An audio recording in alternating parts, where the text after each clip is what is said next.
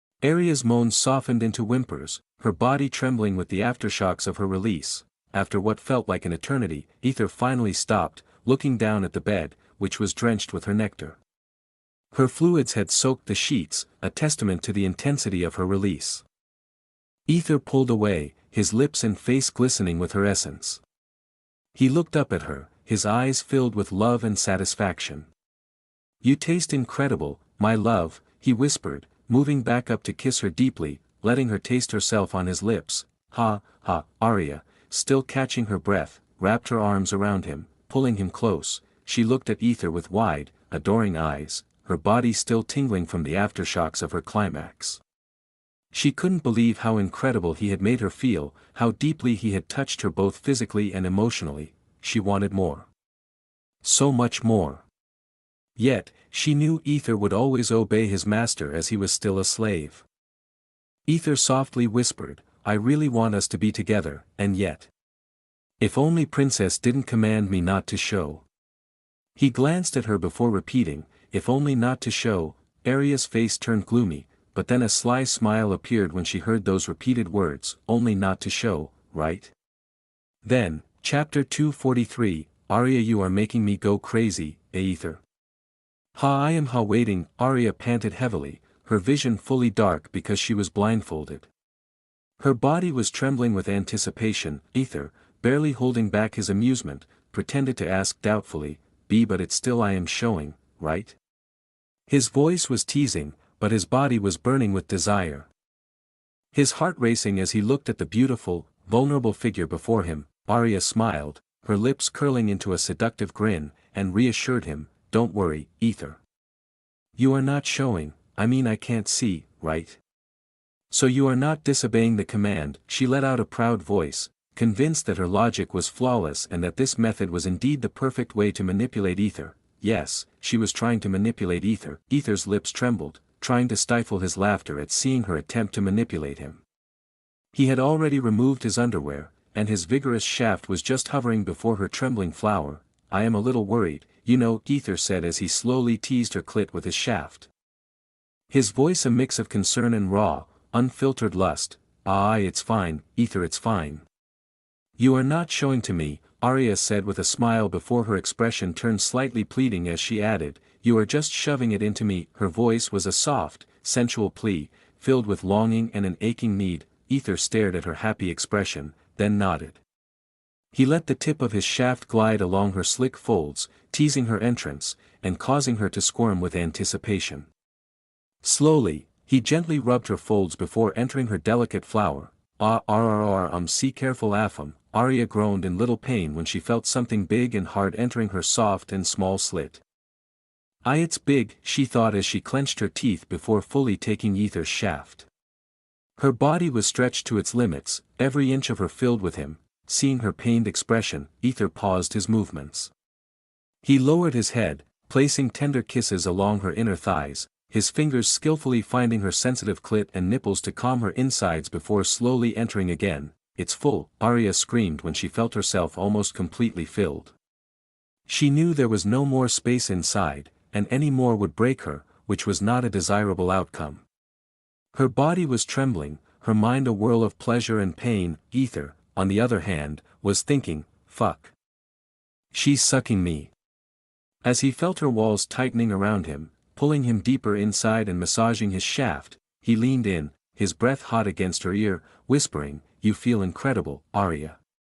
His voice was filled with awe and raw passion, his body aching with the need to possess her fully. 9000 AP, Arya felt incredibly happy as she kissed his lips, saying, I am really happy I became one with my lovely Aether. Her voice almost sounded like a sob, the intensity of her emotions overwhelming her. Aether then grabbed her voluptuous ass, his hands firm and steady, and began to pound her slowly, increasing the intensity with each thrust. AAA. Arya's moans filled the room, her body responding eagerly to each of his powerful movements.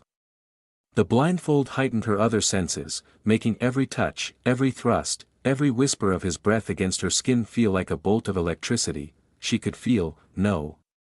She could really imagine his vigorous structure scraping her insides and attacking her every weak point as if he knew everything inside and out, which made her even happier. Fuck yes. Arya moaned, kind of excited when her eyes closed. She felt something was wrong with her as if she wanted him to go wild without hesitation, fuck her even more.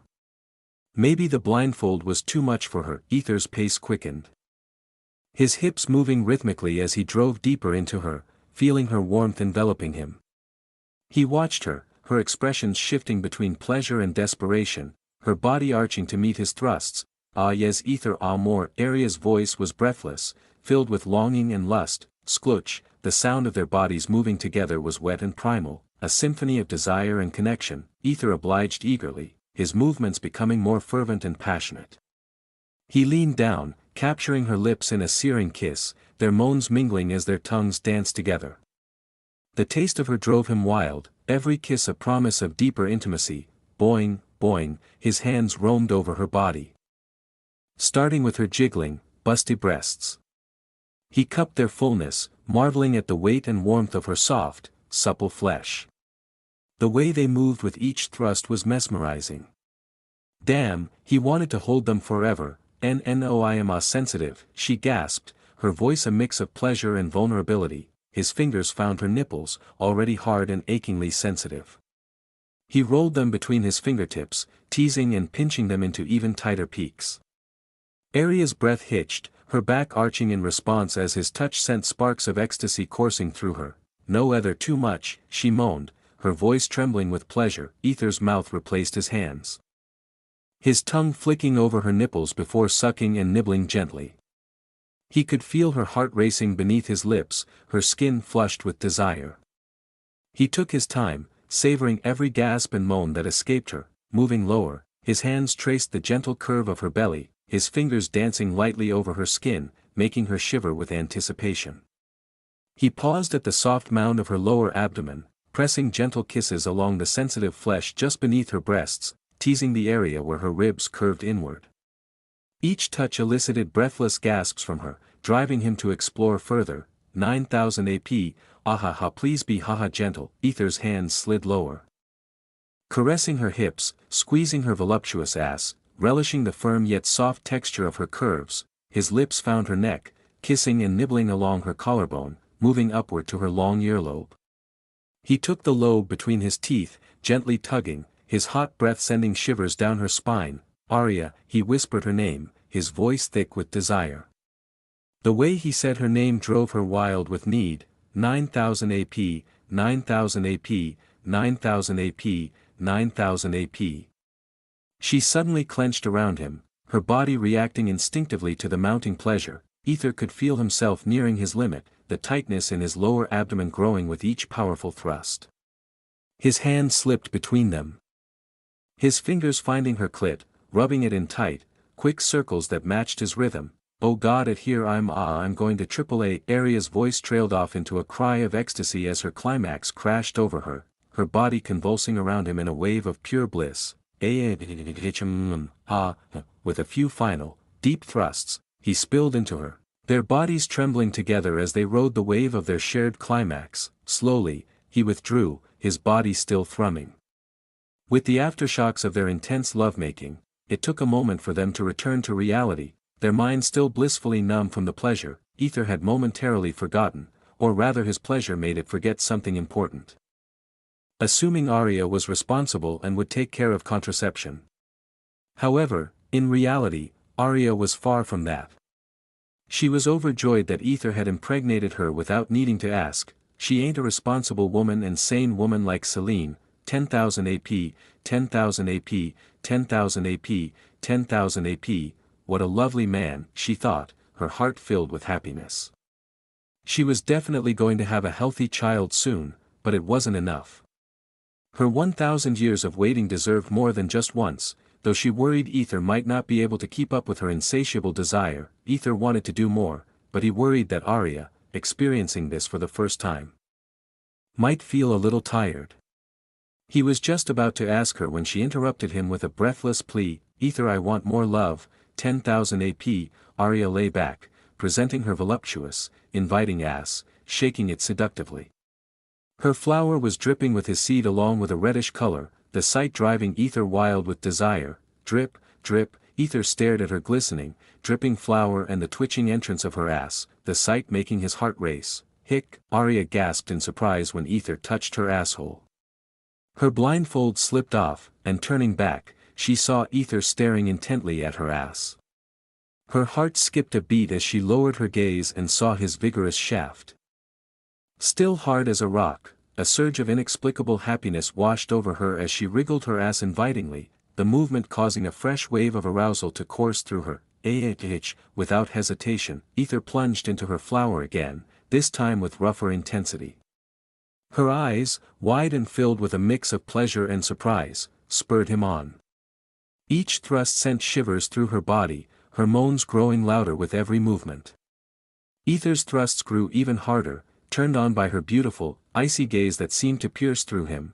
10,000 AP, so rough AMF. Aether leaned over her back, kissing her sexy nape before capturing her lips. Neither of them cared about the blindfold anymore. They wanted to see each other without any barriers. Princess command. Fuck off, their tongues intertwined in a dance of desire, their breaths mingling as they lost themselves in the moment. Aether's thrusts were vigorous, making her voluptuous ass jiggle, which only heightened his arousal. The sight and feel of her beneath him, responding so eagerly to his every touch, drove him to the edge of madness. Muff ah, seeing her moaning expression, Aether's desire intensified. He reached around, his hands finding her breasts, squeezing and kneading them while his hips continued their relentless rhythm, nnfggggg. Her nipples were hard and sensitive, and he rolled them between his fingers. Eliciting louder moans from Arya, the way her body reacted to his touch, the way she writhed beneath him, Aether's mouth moved to her ear, nibbling and whispering, "Arya, you are making me go crazy." His breath was hot against her skin, sending shivers down her spine. 10,000 AP, 10,000 AP, 10,000 AP, ahahahaha guaha cree then fuck. Arya's body was a canvas of pleasure, every touch, and every kiss igniting her senses. Aether's hands roamed her curves, sliding down to her hips, gripping them tightly as he thrust deeper. He paused for a moment, repositioning himself, and then his hand slid down to her asshole, teasing the entrance with his fingers. The sensation made her gasp. Her body tensing with anticipation, Aether nnoo. Arya's voice was breathless, her body trembling with anticipation and desire. The mix of fear and excitement in her voice made Aether's heart race. Aether's fingers moved in circles, gently probing her back entrance, his other hand still playing with her breasts. He kissed her shoulder, his lips trailing down her spine, sending waves of pleasure through her. It was too much for her, yet, she wanted more. She wanted him to ravage her, 1,000 years. She waited for 1,000 years, 10,000 AP, 10,000 AP, 10,000 AP, 10,000 AP, 10,000 AP, Aether slowly inserted a finger into her asshole. Feeling the tightness around him. Arya's moans grew louder, her body writhing under his touch. He moved his finger in and out, matching the rhythm of his thrusts, creating a symphony of sensations that drove Arya wild. The feel of his finger inside her, combined with the relentless thrusts, made her body tremble with ecstasy. Crack, crack, the bed couldn't withstand the intensity of their lovemaking as it cracked under the pressure, but they were oblivious, lost in the throes of their passion. Chapter 244, I am not human, am I? Melona stared at the letter, which bore the bold heading, Official Patriarchal Duel. It was a challenge issued by the Dark Fang tribe, in the intricate hierarchy of the tribes. Each one had the right to request a duel for the chance to ascend in rank. However, the rules were strict, a tribe could only challenge the one directly above it. Thus, the Dark Fang tribe, positioned just below the esteemed top-ranked High Elf tribe, was entitled to request this duel, and, of course, no one had the right to refuse the duel. I knew this would happen, but not this quickly. Melona sighed, a sense of foreboding creeping into her mind. She had already contacted her husband, who assured her he would arrive in time. Now, all she needed to do was inform Arya, who was enjoying her leisure time in her luxurious chambers. With a small blush warming her cheeks, Melona arrived at Arya's room and knocked gently on the ornate wooden door. Knock, knock, Arya, knock, knock, Aether, still nothing. Frowning, Melona hesitated for a moment before slowly and quietly opening the door. She knew she shouldn't invade Arya's privacy, but worry gnawed at her insides.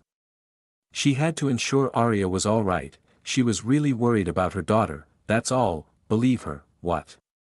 The sight that greeted her was shocking. The room was in total disarray. Everything was broken, the bed, the table, the vase, even the walls bore cracks. Did they get into a fight? Melona's face turned dreadfully pale, but then, looking at the drenched bed and the liquid dripping down, sniff, yuck.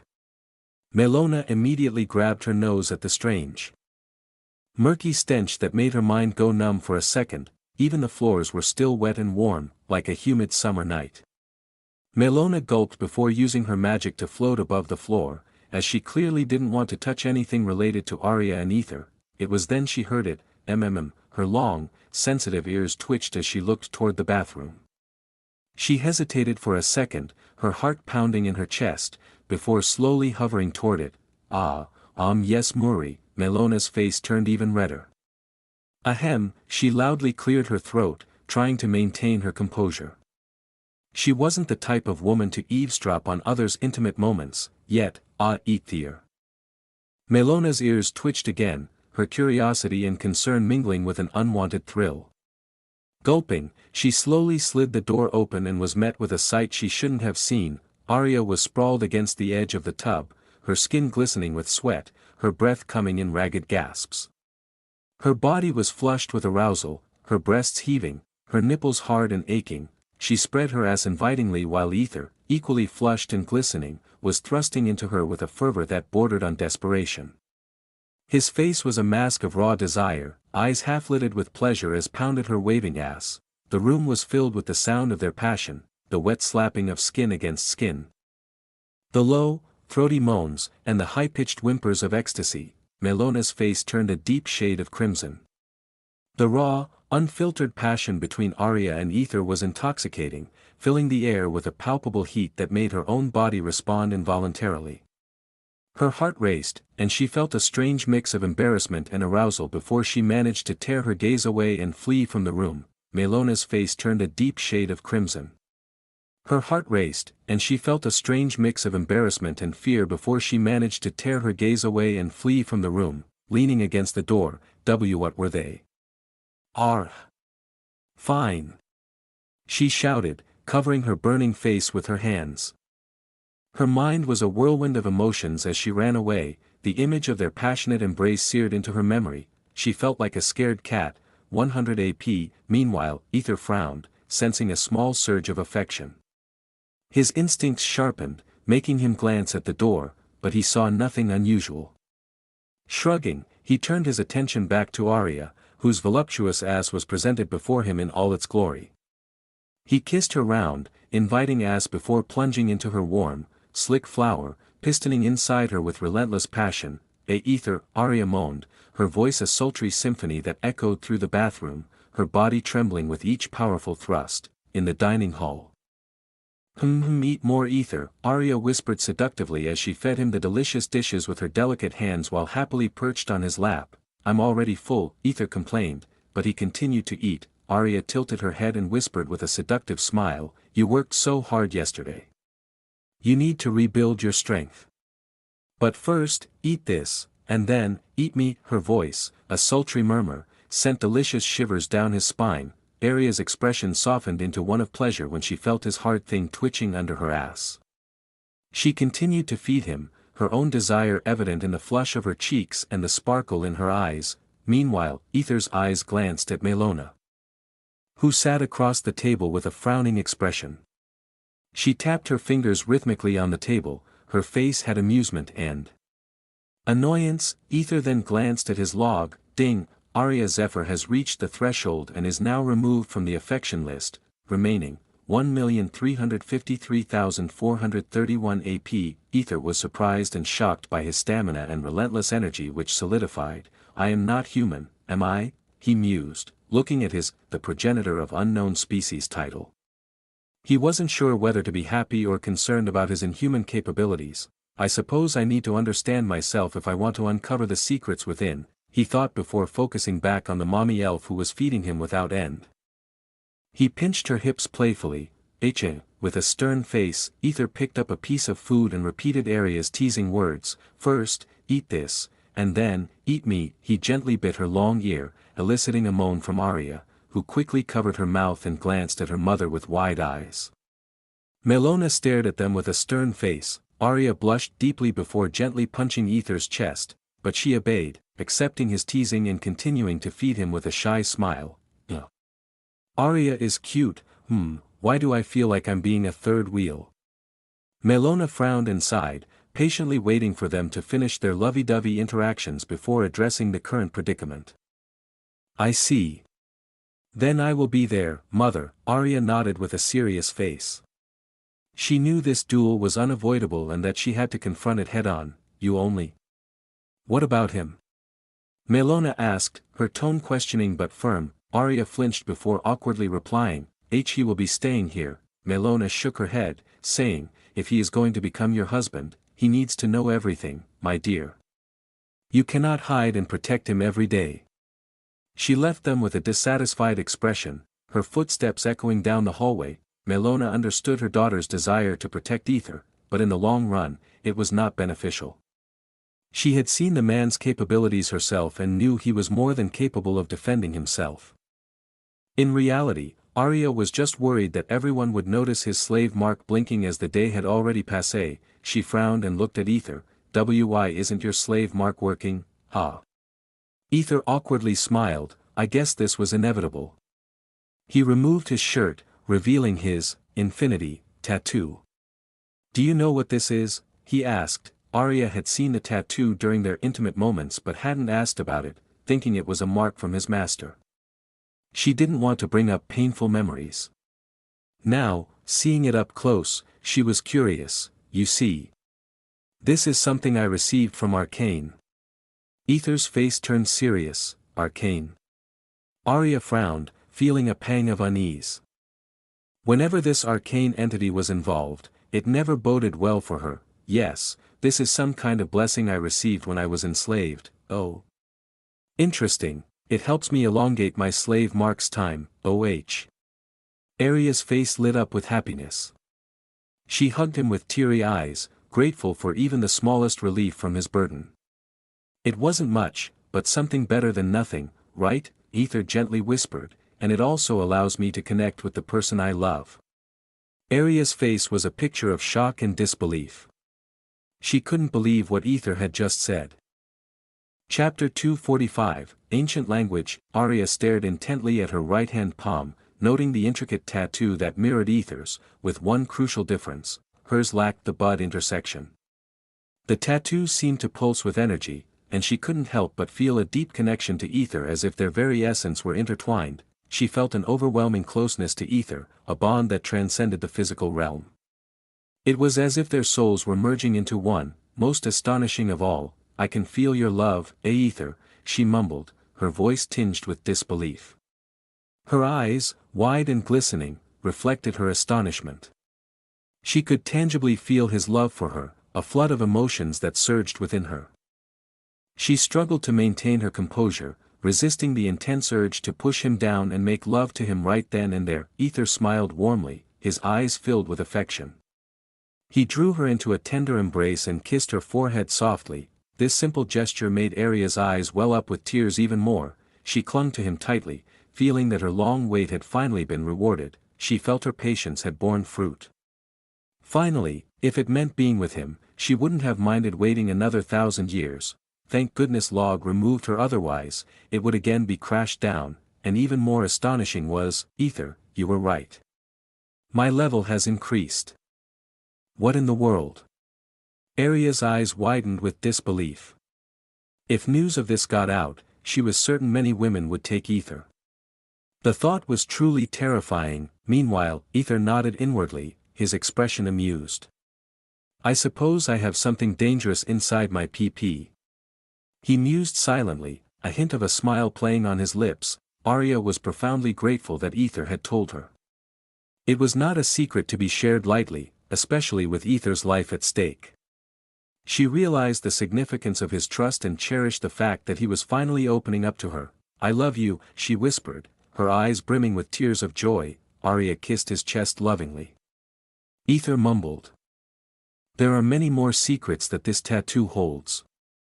I hope you understand. Arya smiled, her heart swelling with gratitude. I will wait then. She felt a palpable sense of relief emanate from Aether.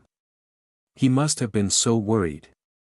My poor Aether, she thought, hugging him even tighter. Don't worry, I will protect you. Anyone who tries to harm my Aether will face my wrath. Aether, I love you, I love you, I love you, I love you, I love you, I love you. Her mind rambled, a chaotic stream of devotion. Princess doesn't know about the details, so please hide the tattoo, Aether warned gently. Arya's smile widened, and she nodded vigorously, feeling deeply cherished and incredibly happy. Suddenly, a thought crossed her mind when Aether mentioned secrets. Aether, come with me. Arya suddenly asked, her voice filled with urgency, I know something about your past. Arya said mysteriously, her eyes gleaming with secrets. Past? Aether frowned, curiosity piqued, and followed her. Arya led him to deep into her house, where there was a massive wooden door, heavily guarded by vigilant soldiers who immediately blocked their path. Aether's eyebrows shot up in surprise as even Arya was momentarily halted. With a stern expression, Arya pulled out a token card. The guards, recognizing the token, bowed respectfully and opened the door. However, they blocked Aether's entry. He is with me. My husband. Arya declared boldly before planting a kiss on Aether's cheek. The guards, taken aback, hurriedly bowed and allowed Aether to pass. Upon entering the room, Aether's eyes widened in astonishment. It was a library, vast and ancient. The room was filled with towering shelves, each crammed with dusty old books.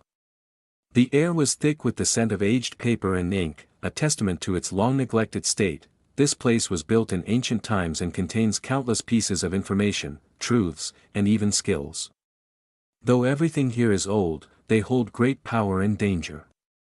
That's why Darkfang strives so hard to surpass us.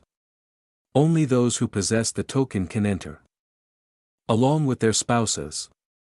Arya explained with a serious demeanor. Aether listened intently, finally grasping the significance of their surroundings and why she boldly did that.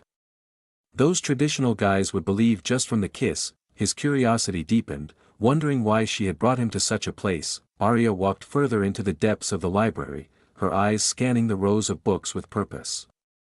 Finally, she stopped before a particular brown leather book, worn and weathered with age. Aether, Arya began, looking at him with intense seriousness, you are from an ancient civilization. Aether blinked, stunned by her revelation. Fuck. Are we diving into the secret revelation part, he thought. Excitement bubbling within him, Arya nodded, her expression satisfied as if she had successfully surprised him, before began. You know when I asked you to write, right? Yes, you also asked me to write it again and again, right? Arya nodded before placing the book on a dusty table. With a snap of her fingers, a gentle breeze swept through the room, clearing the dust away. She gestured for him to sit on the chair, then promptly seated herself on his lap, as if it were her rightful place. She spoke slowly, yes, but what you wrote was not in our language, huh? What do you mean?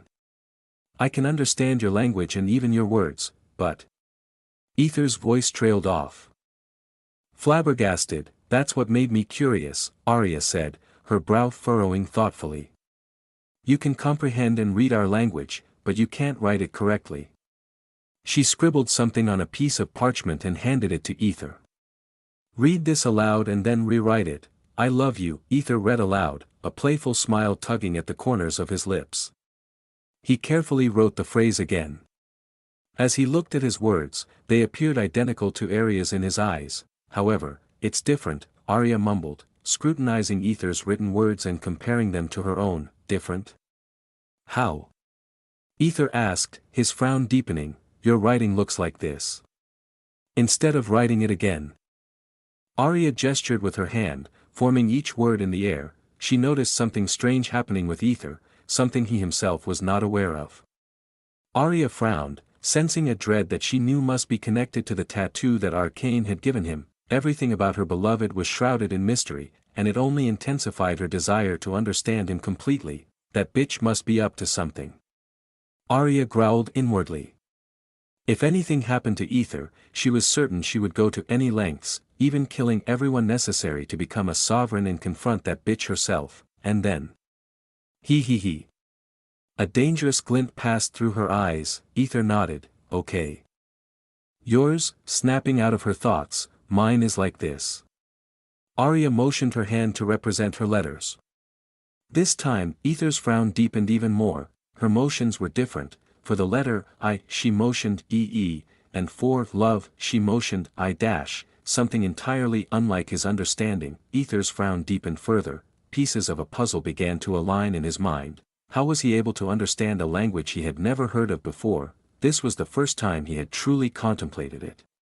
A normal person would have questioned it upon first arriving in these new worlds, but Aether's initial focus had been purely on survival, not on understanding the world's language. He had assumed it might be due to Aether, but Aether had never learned how to read as he was a slave, though Aether wasn't sure about Aether's past, but still. Something complex was going on, and that was, inwardly, he asked, log, disable the automatic translator, but there was no response. Aether's lips twitched in frustration. Am I wrong? He wondered, doubt creeping into his mind. Arya could sense his turmoil. She leaned in and kissed his lips gently, a soft gesture meant to soothe his troubled thoughts. Calm down, Aether. There's no need to overthink this. If you don't know something, you can always learn, right? Aether blinked, her words cutting through his confusion. He nodded slowly. Yeah, I could learn. He kissed her lips back, feeling a surge of gratitude for his beautiful and supportive woman. He wanted to do more for her. Arya blushed and winked. I will teach you, but I want a reward, she whispered, her voice laced with playful desire as she licked his neck with hungry eyes. I will give you a big reward then, he responded, his hands roaming to fondle her ass. Ah, she moaned softly, her body reacting to his touch. Arya then took the ancient book and said, anyway, the language you write is an ancient language. She opened the book, its pages filled with symbols and scripts that were unfamiliar to her. But Aether, can you read it? She asked. Her voice tinged with hope and curiosity. Yes, Aether mumbled when he saw the word, Adam. He then looked at the previous paper and, for a second, saw, E-E-I-O Thul, I love you. Both her words and his words were displayed, and in the next blink, they transformed into the familiar, I love you, script. Fuck.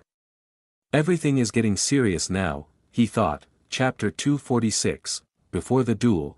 Those words and scripts looked eerily similar to those from Earth. Even the technologies described within mirrored those he had witnessed in his previous world, almost down to the smallest detail. This unsettling resemblance sent Aether's mind spinning. Does that mean people from Earth came here? Aether pondered, his brow furrowing deeper with each passing thought as he delved further into the book. If he had come here, then it stood to reason that others could have as well, right? However, a disconcerting issue arose when he tried to read the book to Arya. She couldn't comprehend it, as if Aether were speaking a foreign language entirely different from their own. What is happening? Aether's confusion was evident in his furrowed brow and the perplexed tone of his voice. Despite speaking in his native tongue, she could understand his speech but not the words he read from the book. I think that seal is doing something to you, Arya said, her own frown mirroring his. Now she was worried. Aether nodded, although he was certain it wasn't the seal, he knew it was his fucking log. That trying to fuck him somehow. Again, the more he read, the more he became engrossed in the mind behind the book. The author must have been a mad scientist, an individual whose brilliance bordered on insanity. The entire text was filled with complex theories of mechanics and technologies, some of which were so advanced that even he didn't understand them. Yet, a crucial piece of information was conspicuously absent, gnawing at his mind. Why did no one know this language? Where were the people who used this language? Not a single trace was found, even though Aether and Arya had scoured every corner of their world in search of answers. Nothing related to the language, except for this lone book, as if, arcane erased. Arya murmured, her expression turning serious as she held another book, her eyes scanning its pages. Erased? Aether repeated, his frown deepening. This book is the history of our empire, Arya explained, and it mentions that thousands upon thousands of years ago, there was a civilization that was erased by arcane, and that's all, that's all. Aether echoed, his frustration growing as he scrutinized the book. The civilization was only briefly mentioned, with no significant details provided. Arya looked at him, her face etched with worry. Aether considered the situation for a few more moments before shrugging dismissively. I have lots of shit I need to deal with, fuck this, he thought with a mental scoff. For him, gaining his freedom was more important than any ancient mystery. He couldn't care less about these mysterious things, however, as he glanced at the previous book, a sly smile curled his lips. It explained how I need to understand the technologies, that means. A spark flickered in Aether's eyes before he gently patted Arya's head. Whatever it is, I don't care. We will face it together. Arya interrupted, her voice resolute and her face set with determination. Aether's smile softens into something genuine and warm. Yeah, we will face it together, ding. Survival rate, 36%, Where is my daughter? Melona asked, a frown creasing her forehead. It had been nearly a day since she last saw her daughter, and worry gnawed at her. She turned to her maids, who immediately responded with deep bows. Princess Arya is in Elantharil's archive, Your Grace. Melona frowned momentarily before heading towards the archive. As before, she was blocked by the soldiers, but upon showing her token, they allowed her entry. 200 AP, Melona's voice was a soft, affectionate murmur as she saw the scene before her. Aether was lying on Arya's lap, fast asleep, with the book resting on his chest as if he had drifted off. Arya, wearing a gentle smile and with her eyes closed, had her head nodding slightly as if she too had succumbed to sleep. Despite this, her hand continued to ruffle Aether's hair with tender care, an unconscious gesture of affection and protection. Melona's eyes turned teary as she saw her daughter wearing a wonderful smile she had never seen before. Melona desperately wanted to capture this moment and store it in her heart forever. Gently, she tapped her daughter's shoulder, causing Arya to slowly open her eyes. I am so, she began, but Melona quickly placed a finger to her lips and pointed at the sleeping Aether. Arya blushed and smiled, a tender whisper escaping her lips. I love him so much, Mom. Her voice was soft. Melona's eyes grew even more teary. Her daughter had found a love so pure and deep, something Melona herself had never experienced. With a soft snap of her fingers, Melona used her magic to gently float Aether off Arya's lap. Together, they walked out of the library, with Arya carefully cradling the book. No one was allowed to take anything from the library. If he wanted she could always take him here. They placed Aether in another room, as his previous quarters were undergoing remodeling. Make sure to take your medicines, dear, Melona reminded Arya, her cheeks slightly flushed with embarrassment. Arya frowned and was about to protest. But Melona's voice turned stern. He is not at an age where he can be responsible, she admonished, leaving no room for argument as she left the room. Arya pouted, her voice barely a whisper, I will take care of the responsibility. She then hugged Aether tightly to her bosom. The next day, took your time, Melona, Leora remarked, her tone playful as she watched Melona approach the common ground used for duels. The area was buzzing with anticipation, filled with spectators eager to see the outcome of the day's events. There were many people gathering around to see as they were also curious about what might happen to the High Elf tribe since they lost their support from the Emperor. It will be interesting to see what unfolds, yeah, but I'm pretty sure the High Elf tribe might lose their ground now. Nah, bro, as long as we have Elder Caliph, no one can defeat us. You're funny, bro. It's been years since we last saw the Elder. I even doubt he cares for his tribe. Murmurs and rumors spread through the crowd as they eagerly awaited the duel's outcome. Leora's curiosity was piqued when she spotted a black-haired human boy walking closely with Arya. She noted with interest that Arya carried herself with a newfound authority and arrogance. She looks different. Leora thought, frowning as she observed the transformation in Arya since their last encounter. Leora shrugged off her thoughts and turned her attention back to Melona, who now stood before her. With an amused expression, Leora asked, Where is Caliph? He will arrive in time. Melona responded with a stern face, then walked toward the elevated platform. Arya nodded at Leora before following her mother, and Aether nodded as well, following closely behind Arya. Sniff, as Aether passed by, Leora's nose twitched. She frowned momentarily before glancing at Aether's back. Her lips curled up in a sly smile, interesting. She muttered to herself, 1 AP, mother. Kaelin's voice called out, snapping Leora back to the present. She turned to her son, who nodded with a stern face. Making Leora's smile widen even more. Chapter 247, Mother-in-Law. Too much, an hour had passed since the duel time, and still, there was no sign of Caliph arriving at the dueling ground. The tension in the air was palpable, and the crowd's murmurs grew louder with each passing minute. Did the elder really not care for his tribe? Well, it's been an hour already, another replied, shaking their head in disbelief.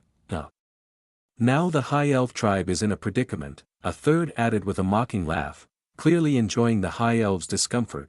The murmurs of the crowd were almost loud enough to reach Melona's ears. She rubbed her forehead, feeling a mix of annoyance and anger. This was not how she had envisioned the day going. Seated beside her, Leora couldn't help but smile.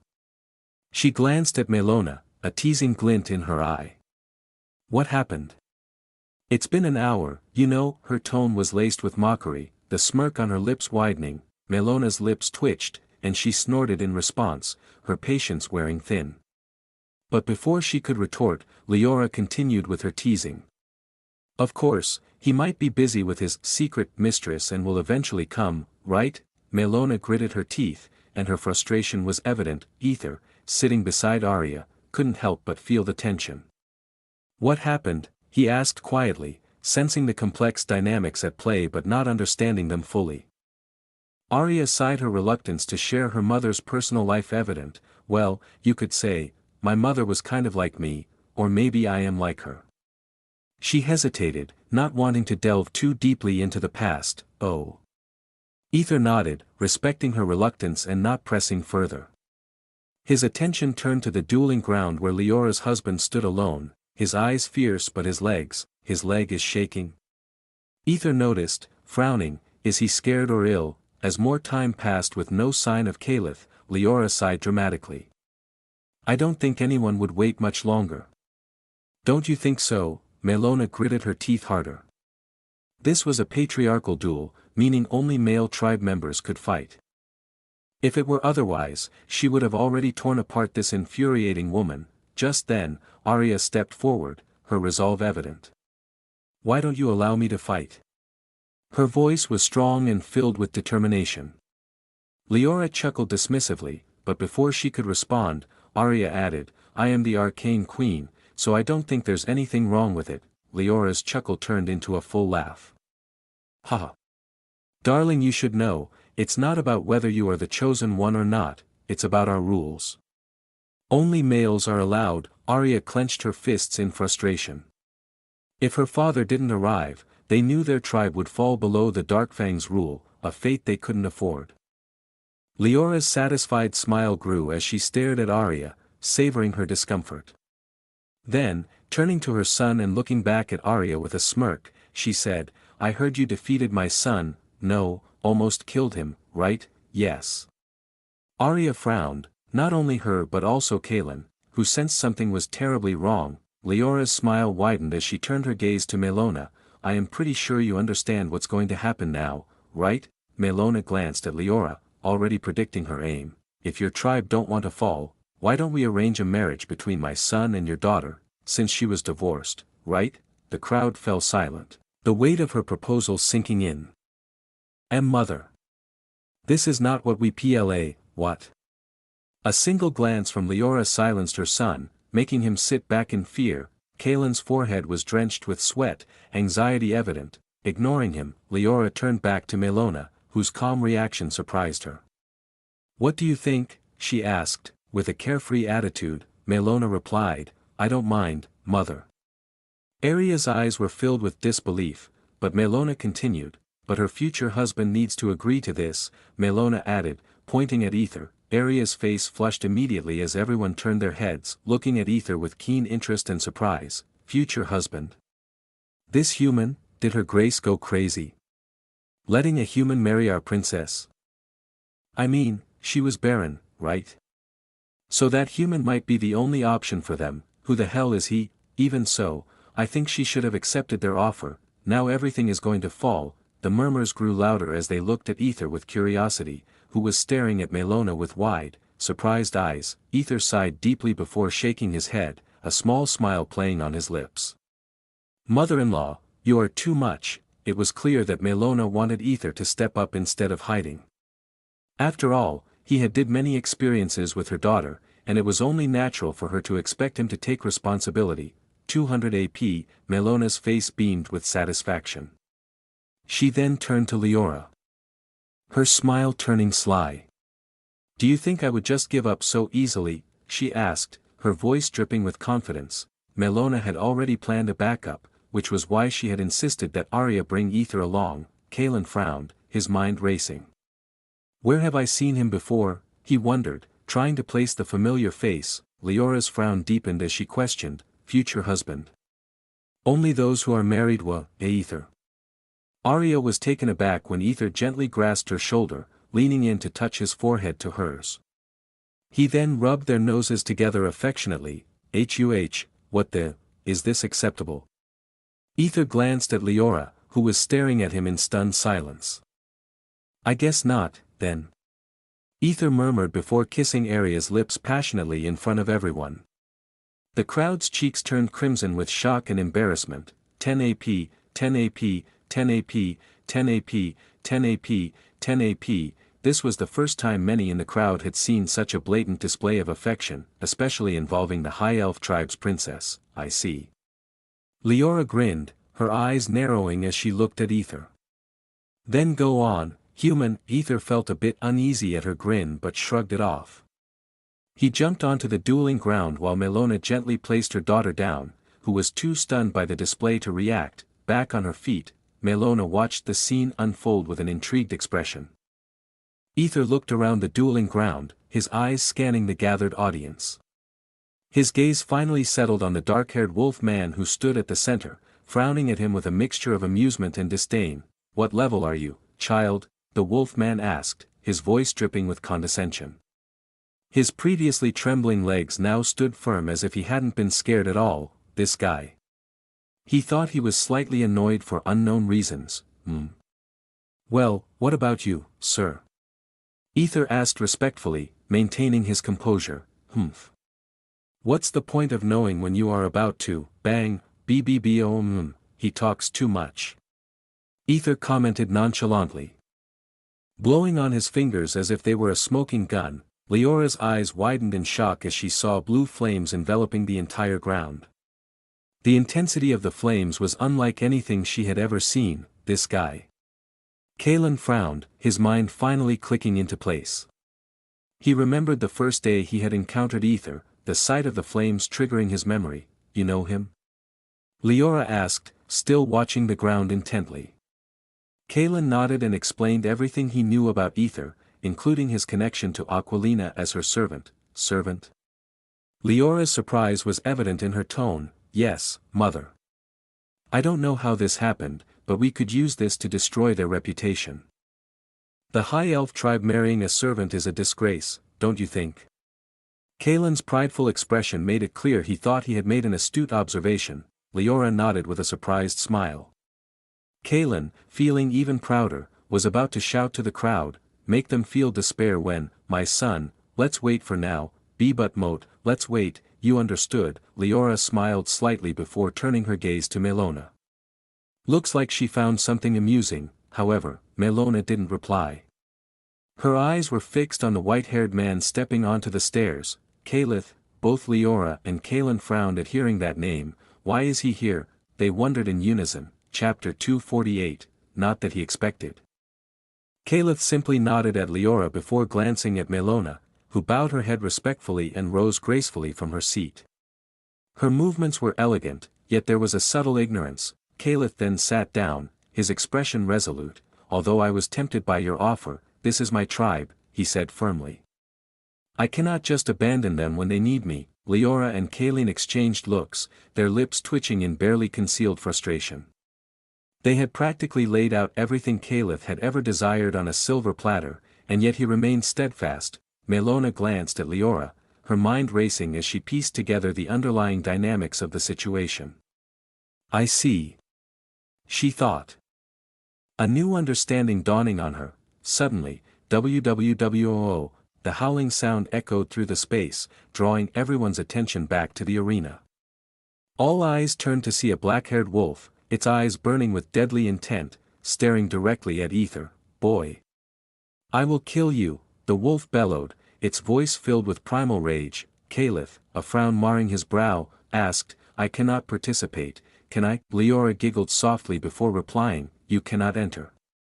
She then turned her gaze to Melona and added with a playful tone, my husband is pretty angry now. Melona's eyes shifted to Arya, and she remarked, you haven't seen what he is capable of. Your husband's level is 35 or something. Right?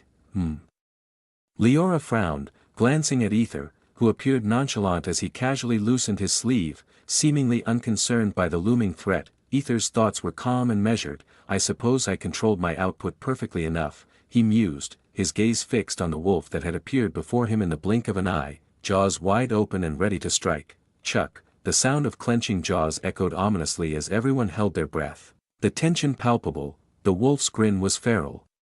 But, hello, he greeted, his tone almost mocking. With one hand, Aether pressed down on the wolf's nose, his body upside down as if he had rotated at the last possible moment to evade the attack. The wolf's eyes widened in shock, its predatory instincts taking over as it prepared to toss Aether aside.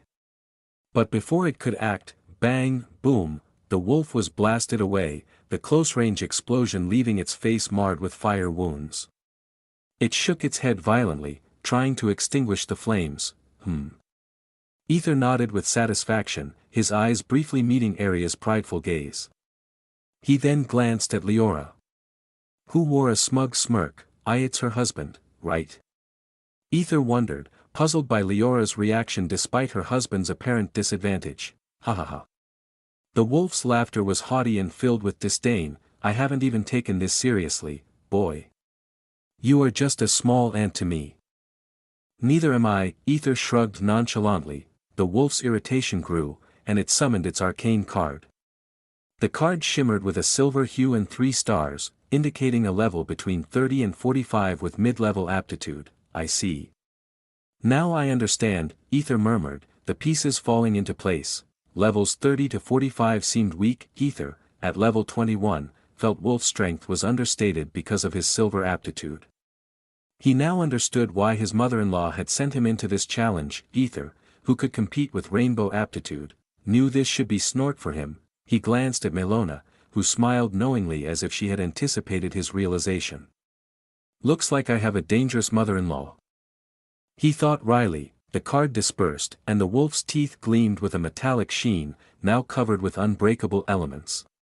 The clashing sound of metal echoed, sending shivers through the audience. Look at my fangs. They are covered with elements that can pierce through anything. Ahaha. If you are scared, bow before me, the wolf taunted. Is he trying to show off? Aether wondered, shaking his head. With a swift stomp, he propelled himself toward the wolf.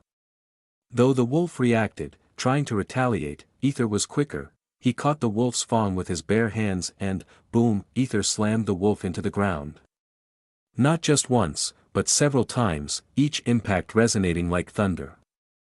Boom, I will kill, boom, you suffer, boom, IW, boom, the Dark Fang tribe watched with growing unease, growling at Aether. Caliph observed the scene, then looked at his daughter and nodded with satisfaction. Looks like my daughter found a good one. Arya simply nodded, her expression unreadable. Caliph didn't take her silence to heart. He understood the complexities of their relationship and knew better than to hold it against her. Leora glanced at her son, Kaelin, her eyes narrowing with curiosity and concern as she watched how her husband was being mercilessly beaten by a mere human. Tell me again about Aether, she demanded, her tone sharp and unforgiving. Kaelin swallowed nervously, beads of sweat forming on his forehead. He's always pissing off Emperor Alaric without hesitation, never caring to show him the respect he's due. Kaelin began, his voice trembling slightly as he spoke. Leora's frown deepened, her mind racing as she began to piece together the puzzle. Emperor, she thought, connecting the dots with growing alarm. Kaelin continued, his expression grave and filled with dread, and there's more. Empress Marisandra has specifically ordered him not to bow to anyone except her. Leora's eyes widened in shock, her breath catching in her throat. That insane woman. She muttered under her breath, her gaze snapping back to Aether, who was relentlessly pummeling her husband with a ferocity that left no doubt about his power. The wolf's unbreakable fangs started to break like a toy. Kalen's voice trembled even more as he added, he has defeated 20 or so people in fistfights without using any arcane energy and, he almost cornered me that day, he hesitated at the end. Leora's expression shifted from shock to a wicked grin as she watched Aether treating her husband like a mere plaything. She turned to her son, her eyes gleaming with a dangerous light, do you love me, huh? Kalen stammered, taken aback by the sudden and seemingly unrelated question, do you love me or not? Leora's voice was firm and unyielding. Her gaze piercing his body, oh of course, I love my mother. Kalen forced out, his voice quivering as sweat dripped down his temples. Leora smiled gently, a sight that sent a shiver down Kalen's spine. What's this woman up to now? He screamed inwardly, his heart pounding in his chest, seeing the outcome already decided. Leora stood up, her voice ringing out loud and clear. I declare our tribe's withdrawal from the duel. The crowd erupted into murmurs of confusion and disbelief. Rather than face the humiliation of being defeated by a human, Leora had chosen to withdraw, a move that might seem cowardly but was a strategic decision to preserve her dignity and control. Melona watched with a satisfied smile. While Arya beamed with pride, Aether halted his assault, stepping back and surveying the scene with a calm, steady gaze. The wolf slowly reverted to his human form, his body battered and broken. He too broken, Leora appeared beside her husband, gently helping him to his feet with surprising tenderness. I am sorry, Leora, he said, his face a mask of defeat and shame. Leora shook her head, her expression unreadable. There is no need to apologize. It's my fault the plan went wrong, she said softly. Her husband managed a weak smile, regaining a shred of confidence. He turned to Aether, his eyes blazing with anger and humiliation. Boy! Next time I will. Aether controlled his laugh when he saw the man's toothless mouth. That almost looked like an old-age man's mouth, but then, his words were cut off abruptly. His eyes widened in shock and pain as he looked down to see Leora's hand piercing through his chest, her fingers wrapped around his heart. His life faded away in an instant, and he crumpled to the ground like a broken doll. Leora looked down at his lifeless body with a mix of disdain and pity. I told you not to act arrogantly. It pisses me off every time you do. She crushed his heart in her hand, the sickening crunch echoing through the stunned silence, before tossing it away with a look of utter disgust. The entire audience fell into a stunned silence, unable to comprehend the brutal scene that had just unfolded before them. Leora turned her fierce gaze to Aether, who stood with a flabbergasted expression, unable to process what he had just witnessed. Ha! You have a cute expression there, boy, she commented, wiping the blood from her hand with an air of casual indifference. Huh? Aether snapped back to reality, his eyes wide with shock as he stared at Leora. Isn't. Well, wasn't he, your husband? Leora just smiled serenely, her demeanor calm and untroubled. My ex-husband, she replied nonchalantly. Oh. Aether nodded, not sure why he was even nodding, but then he blinked a few times before realizing what she said. 100 AP, ding, mission, seduce Leora Darkfang. You bitch. Arya screamed furiously. Chapter 249, I know you said I shouldn't do this, but, if you grant me the chance to fight you, I swear I will never disturb the High Elf tribe until my last breath. Leora declared with unyielding determination, her voice resonating through everywhere. As if her previous comment was nothing. Aether, Arya began to shout, but Melona swiftly interrupted her, placing a gentle yet firm hand on her daughter's shoulder. Let him decide, be but mother, dear, let him grow, Melona insisted, her eyes conveying both strength and wisdom. Arya pouted but reluctantly sank back into her seat, her expression a mix of frustration and concern. Elder Leora. What is the meaning of this? One of the Darkfang's tribe in the audience demanded. His voice trembling with a mix of outrage and fear. How can you possibly say such reckless words? Don't you care about your tribe? The cacophony of objections grew louder, but a single piercing glance from Leora silenced them all. If you have the balls, come and fight me, she challenged, her tone icy and commanding. The Darkfang tribe members lowered their heads, swallowing hard. Fight? We would die, they screamed inwardly, haunted by the memory of the wolf that had fallen by her hands. A collective shiver ran down their spines. She basically threw the dead body without even respect or care. Leora tilted her head, her eyes gleaming with a mischievous spark. She glanced at Aether, who appeared lost in thought, his brow furrowed. I need to seduce this insane woman who just killed her husband. You bloody fucking LOG. Are you insane? What are you up to now? Aether raged inwardly, his frustration mounting. If you want, go and fuck her, bastard, he added mentally, his anger palpable. Sweating inwardly, he struggled to comprehend the madness of the situation. It was his first time seeing a woman kill her husband simply because she had taken an interest in another man. What kind of insane world is this? Aether screamed again in his mind. He sighed deeply, unsure of how to navigate the turbulent waters he found himself in. Moreover, they were Aria's rival tribe. Sigh. Are you saying this is the only way to solve the problem or what? He thought randomly with growing annoyance before realizing the implications of his own words. Don't tell me. OMG. Aether's eyes widened in surprise as the realization dawned on him. Boy, Aether snapped out of his reverie and nodded resolutely. Fine, a satisfied smile spread across Leora's face. Don't worry, it's just a fistfight. I'll adjust myself to your current strength, she assured him, her voice a blend of confidence and reassurance. Aether nodded, positioning himself cautiously. But before he could fully prepare, his eyes widened in shock as he barely dodged Leora's sudden, lightning-fast attack. His upper body bending back in a desperate maneuver. This wolf.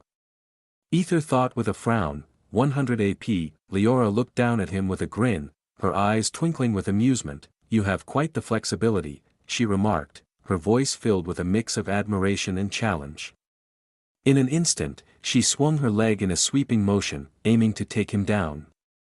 Aether reacted quickly, jumping to avoid the strike and catching her hand in midair. He twisted her arm, trying to gain the upper hand, but Leora was unfazed. Her grin grew wider as she used her formidable strength to slam the ground, Aether still in her grasp. Dust and debris flew around them as the impact shook the earth. Boom, 100 AP, not bad, boy. Leora muttered, genuinely impressed when she saw Aether escape in the nick of time, putting distance between them. She is testing. Aether thought, a grin spreading across his face as he realized she was testing his abilities. Come on, boy. There's no need to hide your ability, Leora said with a smile. Before Aether could react, she appeared in front of him, her fist speeding toward his face. Anticipating her move, Aether blocked the punch. In a fluid motion, he shifted his stance and countered with his own punch, only for Leora to block it effortlessly with her other hand. Thud, thud, thud, thud, their fists met in rapid succession, a flurry of blows and blocks exchanged at a speed few could follow. The intensity of their hand-to-hand combat was breathtaking, a testament to their skill and agility. Neither could land a decisive hit. Each attack was met with an equally swift and calculated defense. Aether's mind raced, analyzing each of Leora's movements, searching for an opening. Meanwhile, he is. Leora mumbled inwardly as she effortlessly blocked his attacks as if he was predicting her every move. Awesome. To think he is not only able to predict my attacks but also block them. What kind of stance is this? Her lips curled up in a mix of admiration and curiosity. 200 AP, she pushed him harder, her attacks growing more complex, yet always staying just within the limits of his ability to counter. Not bad, boy, she muttered, a grin tugging at her lips as she blocked another one of his punches. Even though she was limiting herself to his level, Aether soon ran out of breath. Her first punch landed on his gut, knocking the wind out of him. That's it. Leora's haughty smile struck a nerve with Aether.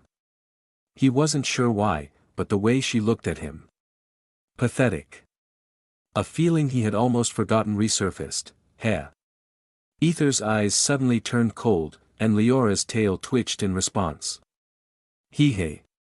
Aether chuckled with an uncanny sound, his voice dripping with an unsettling tone. Not bad at all.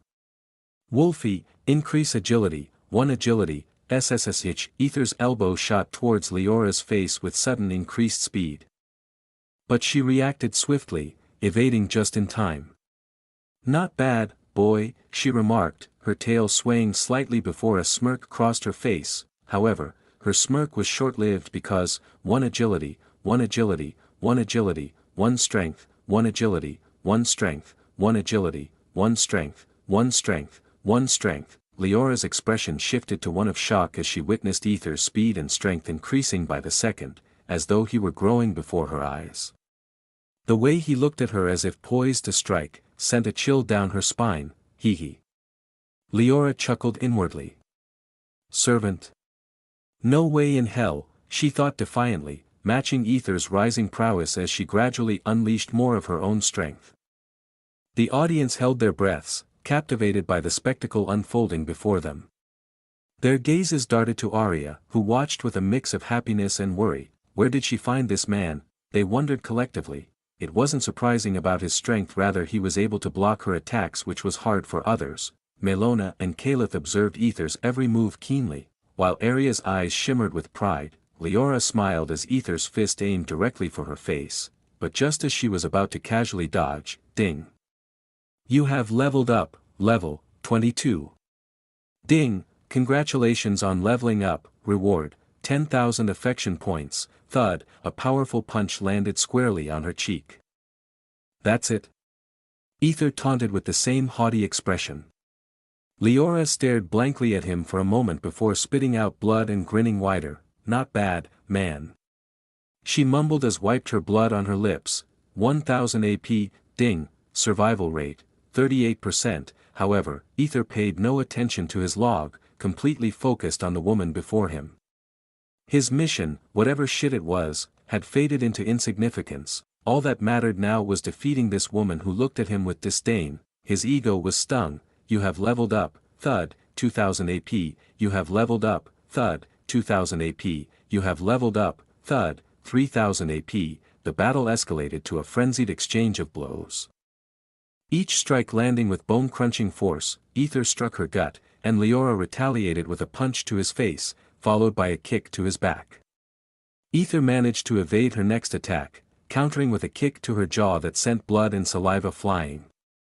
Grinning even wider, Leora responded by kicking his chest and slamming him into the ground. Even Leora's affection increases with every beat she takes. Ha. Both laughed maniacally as they fought with reckless abandon, oblivious to the blood splattering around them, resembling brawling beasts in a street fight. Aether, Arya called out, her voice laced with worry. She knew Aether loved to fight, but this was madness. She glanced at her mother, silently pleading for an end to the madness. Melona nodded in understanding, ready to intervene, when suddenly, a strong gust of wind swept through the clearing. Aether, bloodied but determined, locked eyes with Leora. Let's finish this with something good. I hope you don't mind. I hope to see more from my future husband, Leora replied, her voice tinged with both amusement and a hint of desire. Her body, streaked with blood, seemed to pulse with an otherworldly energy. Her smile, stained with red, revealed teeth that glinted dangerously. Leora cracked her neck, the sound echoing ominously. Her transformation began with a slow, almost graceful shift. Her form elongated and contorted, bones and muscles reshaping themselves into a more primal, ferocious figure. Her skin darkened and shimmered, taking on a dangerous, sensual glow as it turned into a coat of red and black fur that rippled like flames. Her body morphed into a fearsome wolf, each movement a symphony of power and elegance. A long, sinuous tail emerged, swishing through the air with menacing grace. Her eyes, now a hypnotic blue with multicolored slits, burned with a predatory intensity, locking onto Aether with a gaze that was both seductive and deadly. I am sorry, Principal, but I know you said I shouldn't do this, but I am really curious about myself. Aether thought with an amused smile, unfazed by the daunting sight before him. He pointed his hand towards the wolf hurtling towards him with killing intent, remaining, 1,213,432 AP, Chapter 250, If I can't have you, then no one will. Aether, you must understand that in this empire, those with an affinity for air elements have a significant advantage, due to its geographical nature. It appears your body is not only capable of wielding flames and ice but also air. You better not try to use it here, as it would be like adding fuel to an already scorching fire. Those were the stern and cautionary words of the principal when she witnessed Aether training with air elements. And of course, being a diligent student, Aether did exactly the opposite of what she advised. Moreover, he had recently come across old, weathered books. He was eager to test out the techniques he had learned now. As he extended his hands, he could feel the air molecules vibrating around him, like tiny whispers urging him on. His mind raced through the principles of aerodynamics, the behavior of gases under pressure, and the conductive properties of charged particles. Leora's smirk deepened, her eyes glinting with a mix of amusement and anticipation as she felt the air around them vibrating. Too much. With a focused intent, Aether accelerated the particles, creating a zone of high pressure around him. Almost grounding around a cave, SSSSSS, his calculated twist of the wrist channeled arcane energy to compress the air into a concentrated sphere, its surface crackling with static electricity. The static discharge built up, forming a visible corona of blue energy around the sphere, like a miniature storm waiting to be unleashed. The audience watched the scene in awe, their expressions a mixture of fear and fascination. Aria's heart raced wildly as she saw Aether. Her body grew warm with a mix of admiration and anxiety. Electrocyclone, he mumbled, thrusting his hands forward, and the sphere shot toward Leora. The compressed air sphere shot out, trailing a spiraling vortex of charged particles. As it traveled, it grew in size, the static electricity intensifying and forming arcs of lightning that danced around the cyclone. 4000 AP, Leora's eyes widened in shock as she saw the incoming attack. She could feel the raw power emanating from it, a force that seemed capable of tearing the very air apart. However, instead of counterattacking or even attempting to block, she made the reckless decision to take the hit head-on. The impact was cataclysmic. The compressed air exploded outward with a deafening roar, the electrical charge releasing in a blinding flash of light. The shockwave obliterated the rocks, sending debris flying in all directions. Creating a scene of utter devastation, Aether stood, his chest heaving with exertion, as he watched the aftermath of his attack. The ground where the electrocyclone had struck was scorched and shattered, a testament to the devastating power he had unleashed. The audience, gripped by a mix of terror and awe, began to flee the scene, their faces pale with fear. Even Melona and Aria, usually composed and confident, were shocked by the sheer scale of Aether's potential. It was far beyond what anyone had anticipated. Caliph was also shocked, more like he was taken aback. Fuck. Did I kill her? Aether's mind raced with panic as he snapped out. He couldn't believe he was fighting his target instead of seducing her. The weight of his actions hit him hard, and he glanced at his log notification. Is she in M? Aether couldn't believe it but doubted, looking at the exponential affection points. Before looking at the source as the dust settled, through the clearing dust and debris, Aether saw a figure emerging. It was a wolf, its fur slightly singed and its body bearing a few minor wounds. The sight of the creature, still standing despite the ferocity of his attack, left him stunned. Aether was taken aback. He was sure he had put everything into this attack, yet, there is no need to be so shocked. To be honest, it should be me who is surprised. For a low-level human to hurt me, who is at the peak of my level. Pretty amusing. Leora's voice was steady and calm as she slowly transformed back into her human form. Aether gulped inwardly. I see. Looks like I have a lot to improve, he thought. He was just about to act on his impulse to punch her, hoping to seduce her since he knew she was kind of but upon looking closer into her mysterious, glowing eyes, he found himself almost captivated. He had never seen eyes like those in his life. They were different, unique, and so gorgeous. Aether mumbled subconsciously, his voice filled with a mix of admiration and a hint of possessing it. Ba-dump. Leora blinked, surprise flickering across her face as she touched her heart. For a moment, it had skipped a beat. 4000 AP, her lips curled into a sly smile. And not bad at all. She murmured, her tail wagging slightly. She leaned in closer to Aether, her eyes glinting mischievously, and, she kissed him, her lips pressing against his for a brief, electrifying moment before she hurriedly pulled back as an arrow whizzed between them. SSSSSSH, you thieving bitch. Arya's shout rang out, filled with fury as she unleashed a barrage of arrows at Leora. Her expression was a storm of anger, her eyes blazing with wrath. Leora giggled, effortlessly dodging the arrows with a dancer's grace. Even if you are chosen ones, you definitely need a lot more experience to even hurt me. She taunted, her voice dripping with arrogance. Her words only fueled Arya's rage, but despite her relentless attack, none of the arrows found their mark, until, with a smirk, Leora added, "Your husband tastes very sweet, darling." Those words shattered Arya's composure. Her mind snapped, and her resolve turned into a dark. Yandra appeared, SSSSSH, an ominous arrow appeared as she drew her bowstring back. Leora flinched, sensing the imminent danger. What was that? Leora gulped unconsciously as her instinct screamed to run away. Just as Arya was about to release the string, Caliph intervened, standing up and stopping his daughter. "I presume you will keep your word." Leora Darkfang, Caliph said, his voice calm but authoritative. "Of course, I will." Hee. Leora giggled, winking at Aether. "I will get what I want," she declared, before disappearing in a blur of motion. "You fucking bitch. Come here. I will torment you." Arya screamed in frustration, her body trembling with rage.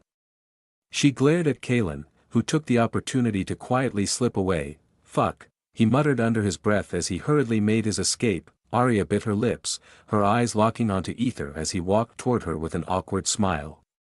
The thought of Leora's kiss still lingered in her mind, fueling her need to reclaim and purify his lips immediately, without hesitation.